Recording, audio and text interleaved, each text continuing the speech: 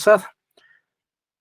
Esto va a ser el día de hoy. La siguiente clase son 2 horas. Yo creo que terminamos estequiometría porque, bueno, falta lo que es pureza de reactivo, por lo menos rendimiento, es lo que vamos a tratar de ver.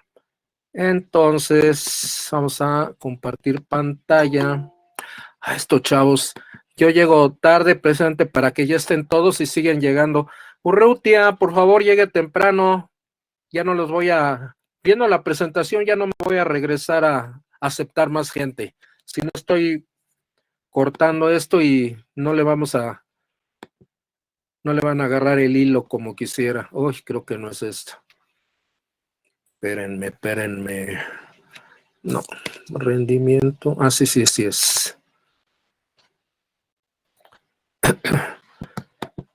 Bien, como hemos visto ahorita, la información de una reacción química nos permite proyectar cálculos, ¿sí?, de productos y reactivos a una diferente cantidad.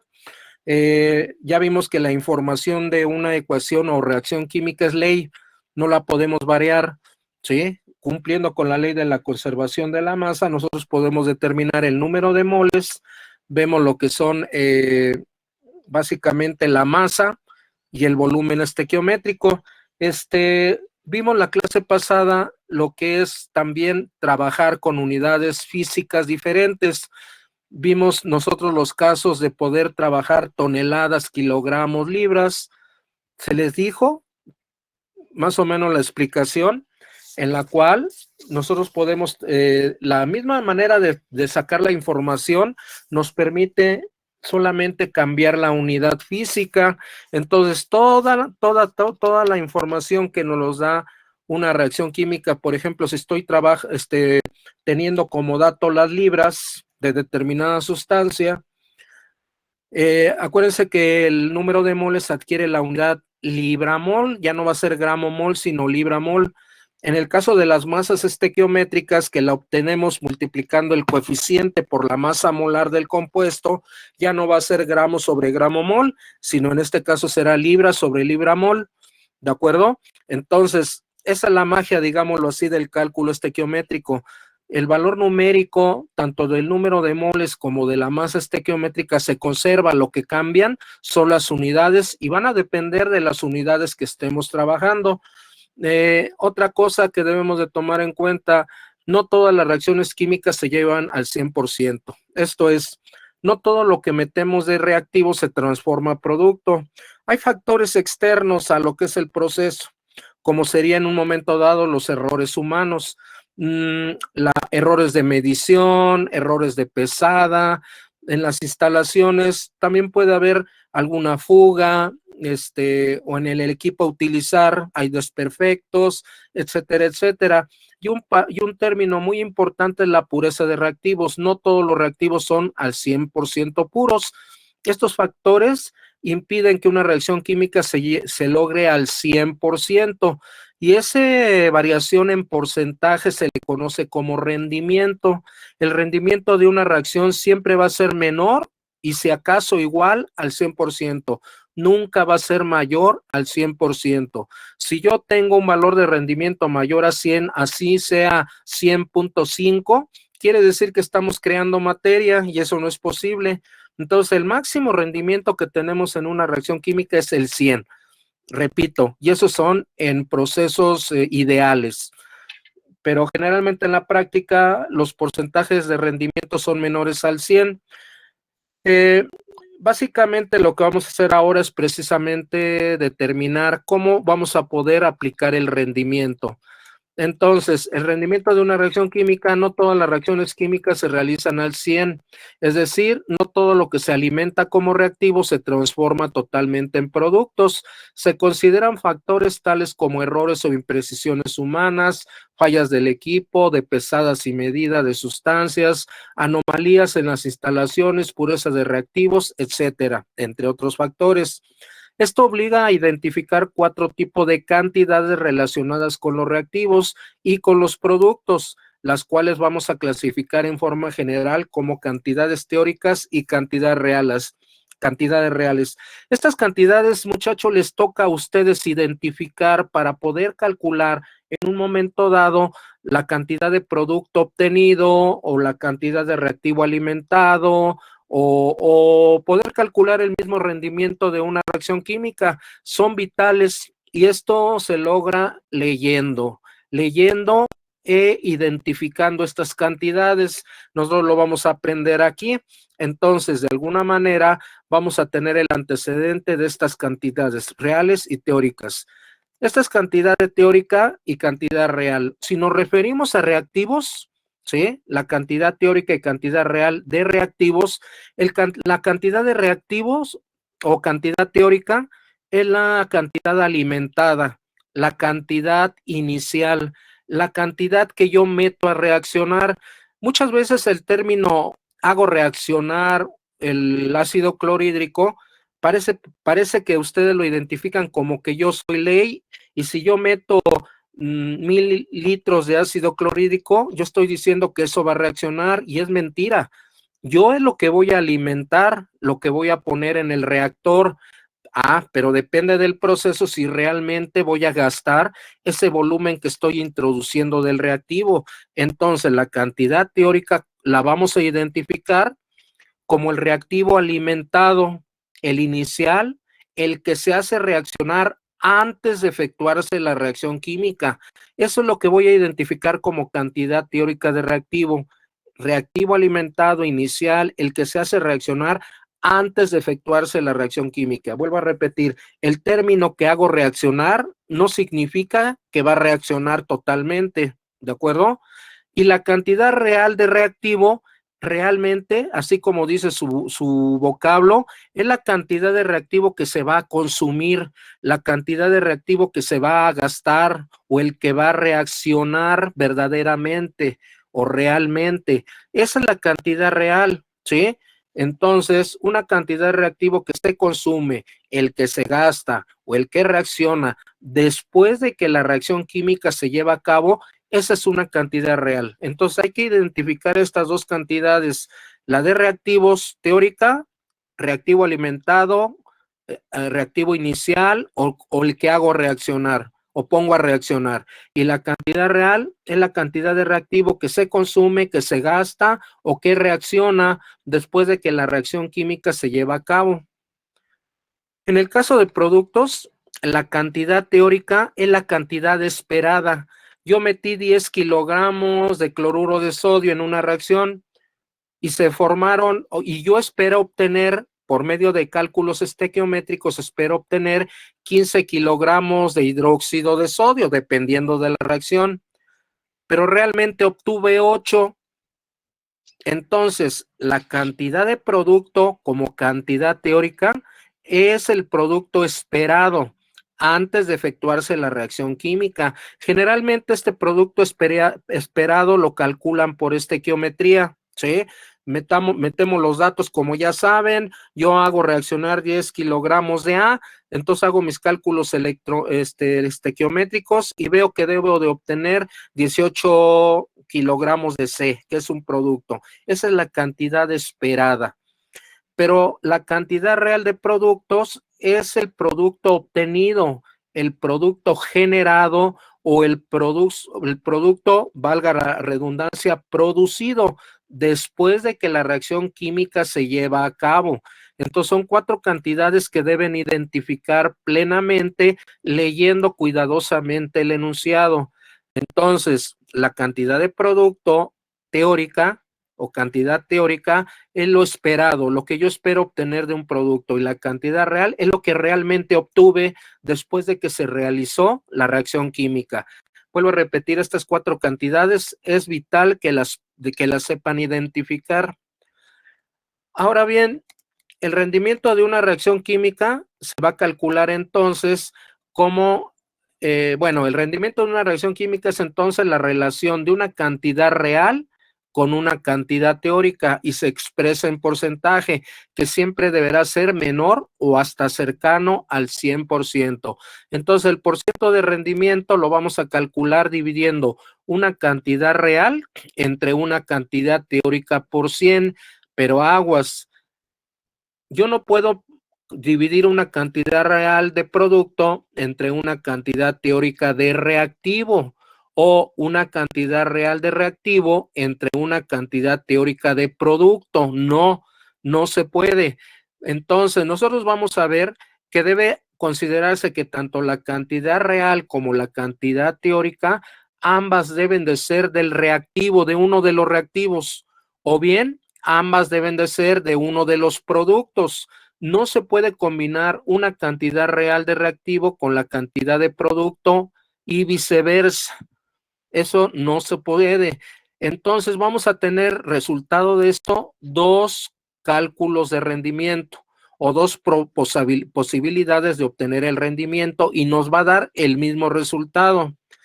Por ciento de rendimiento va a ser igual a la cantidad real de reactivo entre la cantidad teórica de reactivo.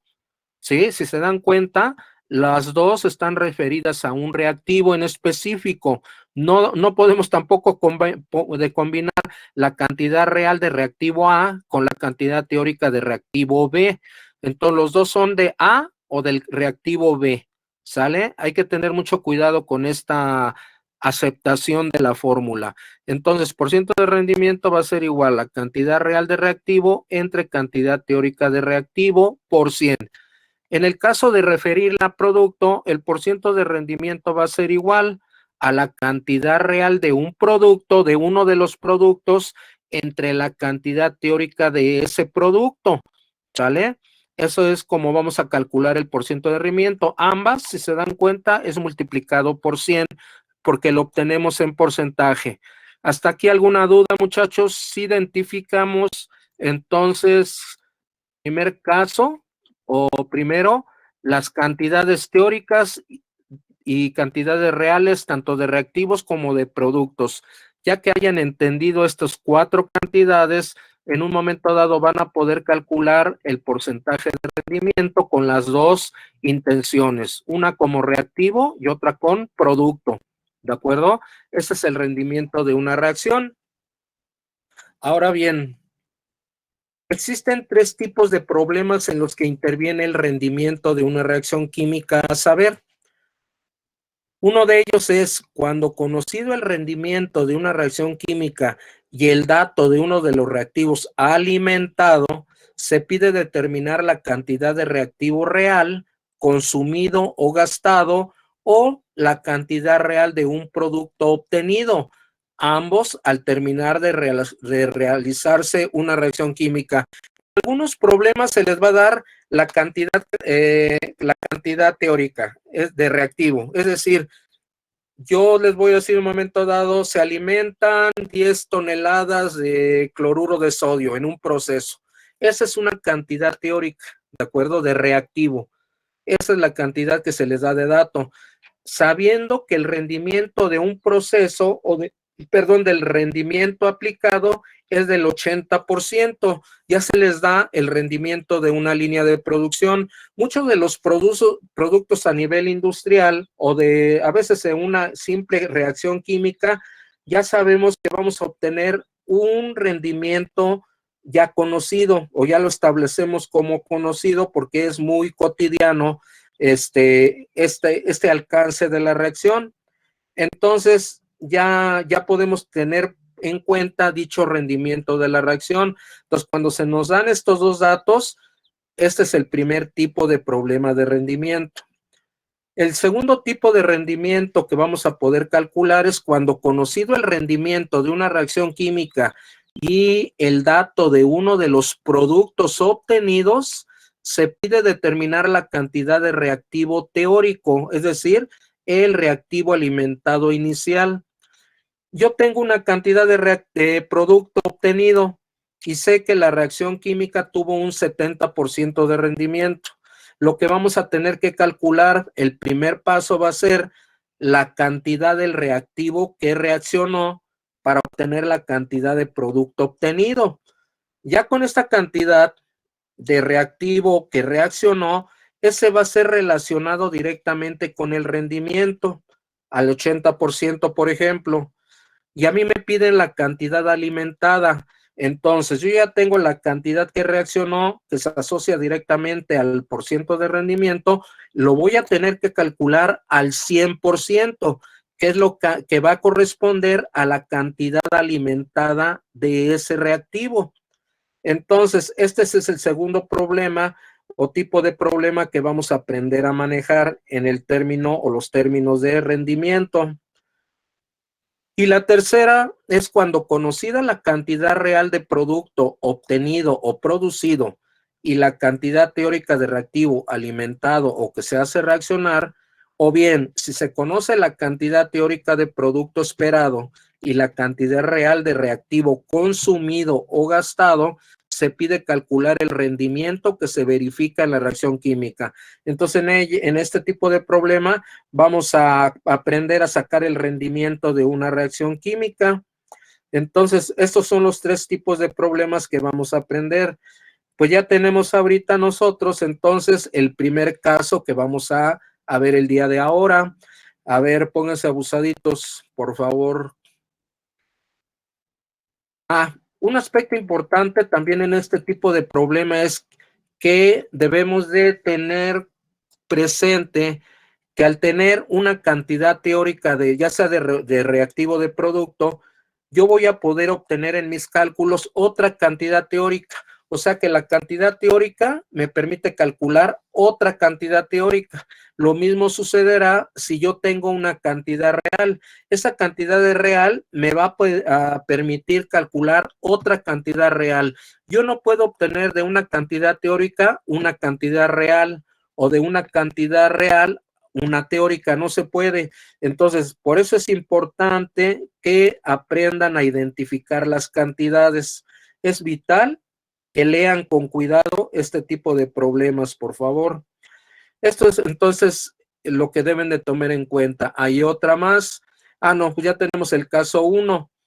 ¿Sí? Cuando conocido el rendimiento de una reacción química y el dato de uno de los reactivos alimentado, se pide determinar la cantidad del reactivo real consumido o gastado o la cantidad real de producto obtenido, ambos al terminar de realizarse una reacción química.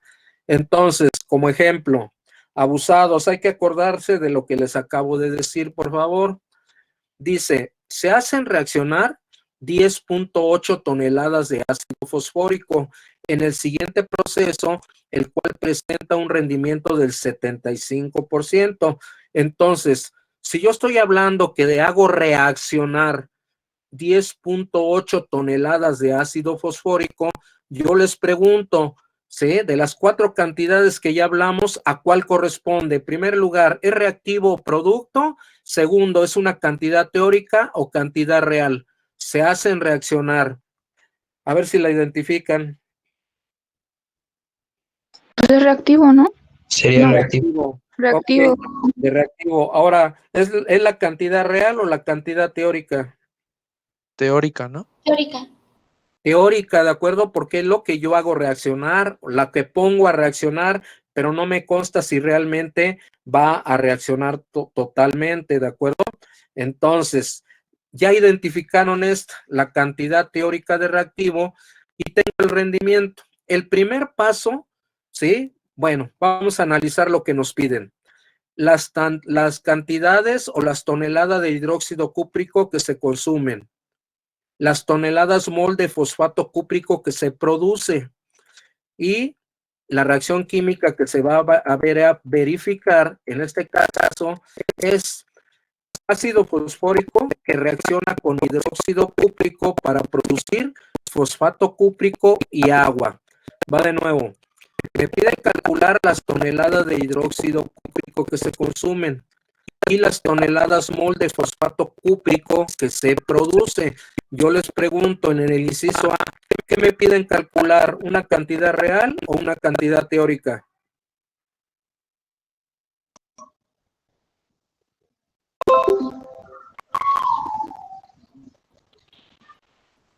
¿Qué pasó? ¿Es real? La real. Así es, porque lo que se consumió, lo que se gastó de un reactivo, en este caso, hidróxido cúprico, muy bien. Y el inciso B, las toneladas mol de fosfato cúprico que se produce. ¿Es real o teórica? Real también. También es real, porque es la que se produce, más no lo que yo esperaba obtener, ¿de acuerdo? Entonces, si ustedes se dan cuenta, el inciso A y el inciso B son cantidades reales, pero a mí me dan un dato teórico y dijimos que una cantidad teórica me da otra cantidad teórica y aquí no se está cumpliendo. Por lo tanto, primero lo que vamos a hacer, esto, el 10.8 toneladas, son las toneladas de uno de los reactivos, ácido fosfórico, que se alimenta. Entonces necesito primero saber cuánto ácido fosfórico reaccionó, ¿sí? Eso me lo va a dar el rendimiento. Por eso 10.8 toneladas lo vamos a tener que multiplicar por el 75%, porque con este dato me está queriendo decir este proceso, de los 10.8 toneladas que alimentaste, solamente se reaccionaron el 75%. Por eso tu rendimiento es del 75%. ¿De acuerdo? O sea Eso que sería es una- el primer paso. Bueno, el primer paso como ley es balancear la reacción. Acuérdense. ¿Qué unidades tendrá el número de moles? Este 2, el 3, el 1 y el 6. ¿Qué unidades tiene como mol? Tonelada. Mol. Tonelada mol. tonelada mol. Exactamente, tonelada mol. 2 toneladas mol de ácido fosfórico reaccionan con 3 toneladas de hidróxido cúprico para producir una tonelada mol de fosfato cúprico y 6 toneladas mol de agua. Es lo que nos está diciendo esta información. Ahora, las masas estequiométricas, ya saben, tenemos que multiplicar el coeficiente por la masa molar de cada uno de los compuestos. Yo les pregunto en este caso, ¿qué unidades tiene la masa molar en este ejemplo? ¿Qué unidades? La masa molar. ¿Toneladas? Toneladas. No. Tonelada. No. Tonelada sobre tonelada mol. Exactamente. La masa molar del ácido, del hidróxido, del fosfato y del agua, las cuatro tienen como unidad, como masa molar, tonelada sobre tonelada mol. Si yo multiplico la masa molar de cada sustancia por su coeficiente, obtenemos toneladas. Entonces, en el caso del ácido fosfórico, tenemos 196 toneladas. En el caso del hidróxido cúprico, 292.5 toneladas. En el caso del fosfato de cobre, multiplicando 1 por la masa molar, nos da 380.5 toneladas. Y en el caso del agua, multiplicando el 6 por la masa molar del agua, 108 toneladas. Esta es la información que me da en este caso la reacción química. ¿Hasta ahí alguna duda? Estamos repasando lo que ya supuestamente sabemos. Bien, la cantidad alimentada del ácido fosfórico es teóricamente la que deseamos que reaccione, pero este proceso ya presenta un rendimiento, de manera que es deducir que no todo lo que se alimenta como reactivo, sino solo el 75%, la cantidad resultante es real, la que verdaderamente se consume y es la que se toma como base de cálculo real para realizar los cálculos que se solicitan. Ustedes mismos me dijeron, el inciso A y el inciso B van a ser cantidades reales.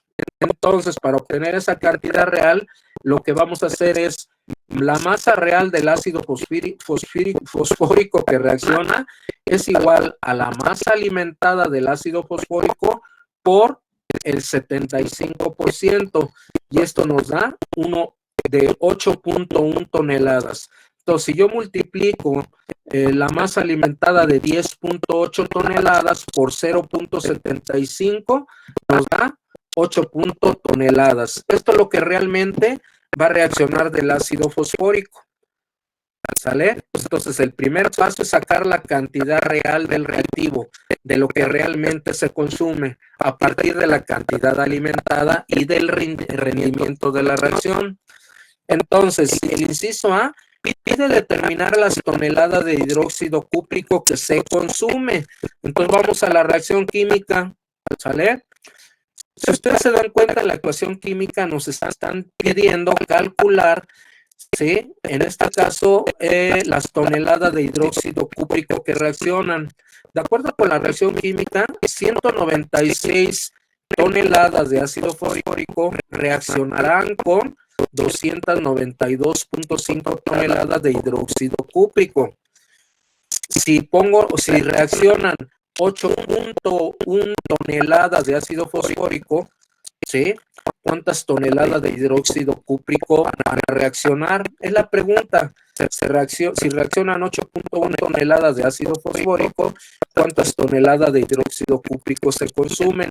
Y el cálculo va a ser tonelada de hidróxido cúprico que se consume o que reacciona, va a ser igual a 8 toneladas de ácido fosfórico. Acuérdense, en este caso viene mi base de cálculo real, 8.1 toneladas de ácido fosfórico, que va a multiplicar a la masa estequiométrica del hidróxido cúprico, que es información de la reacción química, entre la masa estequiométrica de las toneladas de ácido fosfórico, que también es información de la reacción química. De tal manera que toneladas de ácido fosfórico que multiplica con los que divide se eliminan y nos quedan toneladas de hidróxido cúprico. En este caso nos da un valor de 12.088 toneladas de hidróxido cúprico que reaccionan. ¿Hasta ahí alguna duda, muchachos? Recuerden, identificar cantidades. Segundo, en este caso hay que calcular la cantidad real de reactivo que realmente va a reaccionar a partir de la cantidad alimentada, y para ello tenemos que afectarla por el rendimiento de la reacción.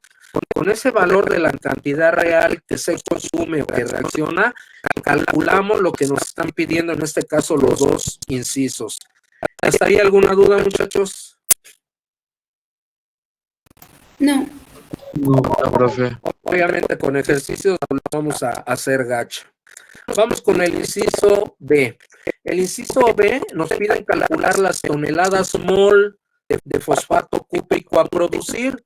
El ácido fosfórico nuevamente con el hidróxido cúprico nos da el fosfato cúprico que nos piden determinar ahorita, y agua.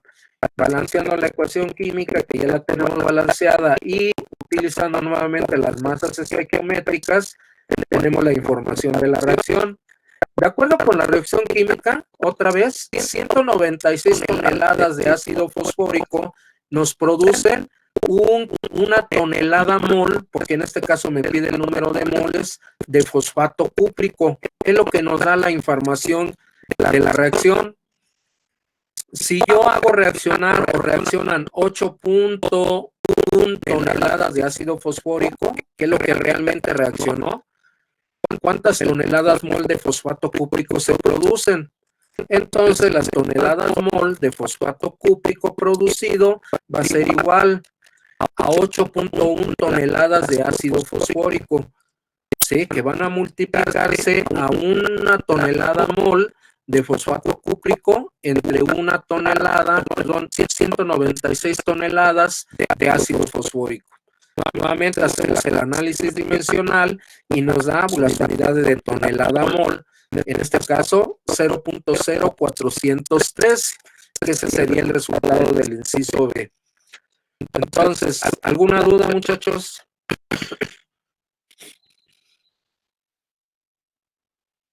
¿No? No. No, profe. Ok. Otro ejemplo. Si se alimentan 768 gramos de óxido férrico a un proceso en el que se aplica el siguiente proceso, valga la redundancia, óxido férrico más carbono nos produce hierro más monóxido de carbono. Aquí las unidades son gramos, ¿de acuerdo? Entonces vamos a tener que balancear la reacción. Nos queda un 1 en el óxido férrico, un 3 en el carbono, 2 en el hierro y 3 en el monóxido de carbono. ¿Qué unidades tiene ahora nuestros números de moles? El 1, el 3, el 2 y el 3 como número de moles. ¿Qué unidad tiene? Gramos sobre gramo. No. ¿Cómo será? Dije el número de mol. Gramo mol. 1 gramo mol de óxido férrico, 3 gramos mol de carbono nos da 2 gramos mol de hierro y 3 gramos mol de monóxido de carbono. La masa estequiométrica, si yo multiplico 1 por la masa molar, ahora sí, masa molar del óxido férrico, nos da 160. Yo pregunto, la masa molar del óxido férrico, ¿qué unidades tiene ahora? La masa molar. Ahora sí. Gramos sobre gramo mol, de tal manera que este 160 será sus unidades de masa gramos, ¿de acuerdo? Entonces aquí tengo 170 gramos de óxido férrico que reaccionan con 36 gramos de carbono para producir 112 gramos de hierro y 84 gramos de monóxido de carbono, ¿de acuerdo? Bien, se sabe que dicha reacción presenta una eficiencia del 83%.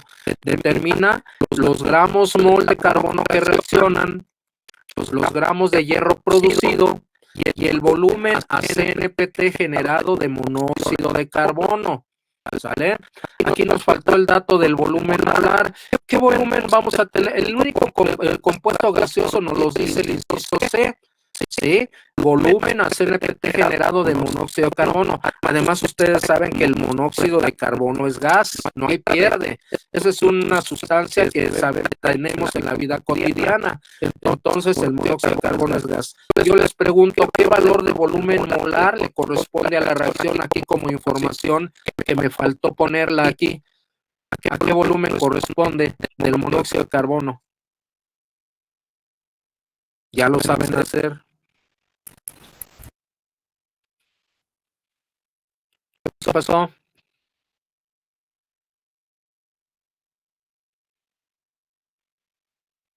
¿67.2?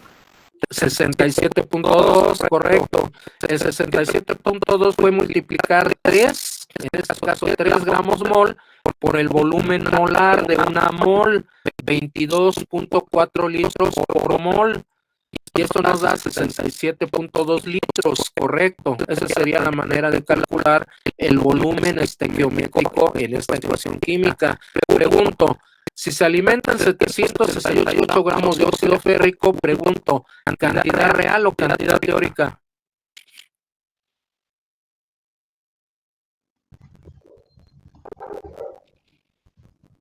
¿Qué pasó? ¿Teórica? Teórica, porque se está alimentando de reactivo, ¿de acuerdo? Entonces, cantidad teórica. El inciso A, los gramos mol de carbono que reaccionan, ¿cantidad real o cantidad teórica? Teórica. ¿Real o teórica? Que reaccionan. Real. Real. Por eso les digo que es muy importante que estudien esas 4 tipos de cantidades. El inciso B, los gramos de hierro producido, real o teórica. Real. Correcto. El volumen a CNPT generado de monóxido de carbono. Real. También real. Las 3 son reales, ¿sale? Ahora, ya vimos que los 768 gramos de óxido férrico son teóricas y los 3 incisos son reales. Pero yo ya les dije que algo teórico me da algo teórico y lo real, algo me da real. Por lo tanto, ¿qué primer paso vamos a hacer para poder determinar las 3 cantidades reales que nos piden los incisos? Sacar el porcentaje en la cantidad real. O sea, la cantidad alimentada de óxido férrico la tenemos que afectar por el 83%, ¿sale?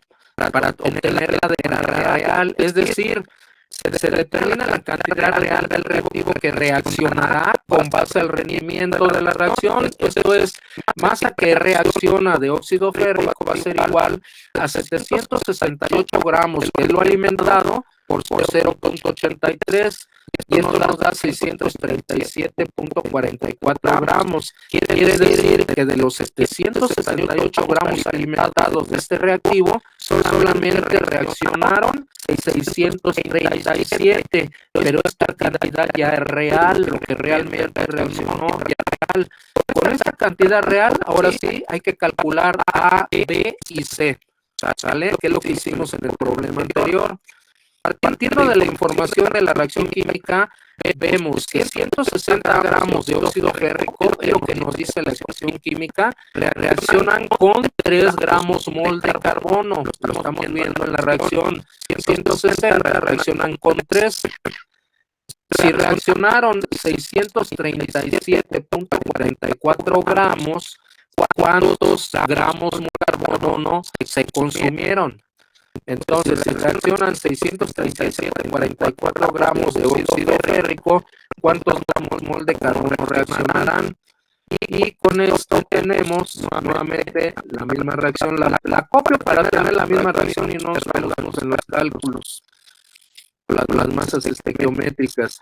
Aquí ya le puse los 67.2 litros de monóxido de carbono que se me habían pasado, ¿de acuerdo? Gramo mol de carbono que reacciona va a ser igual a 637.44 gramos de óxido férrico que multiplica a los 3 gramos mol de carbono que me dice la ecuación química entre los 160 gramos de óxido férrico, que también es parte de la información de la reacción química, y con ello obtenemos 11.95 gramos mol de carbono que reacciona. Esto es el inciso A.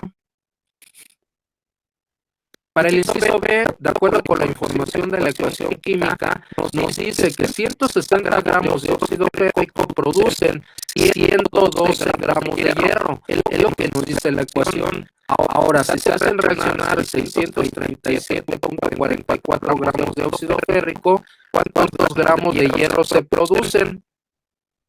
Mi cálculo en este caso va a ser igual a 637.44 gramos de óxido férrico que multiplica a 112 gramos de hierro entre 160 gramos de óxido férrico. Y esto nos da un valor de 446.208.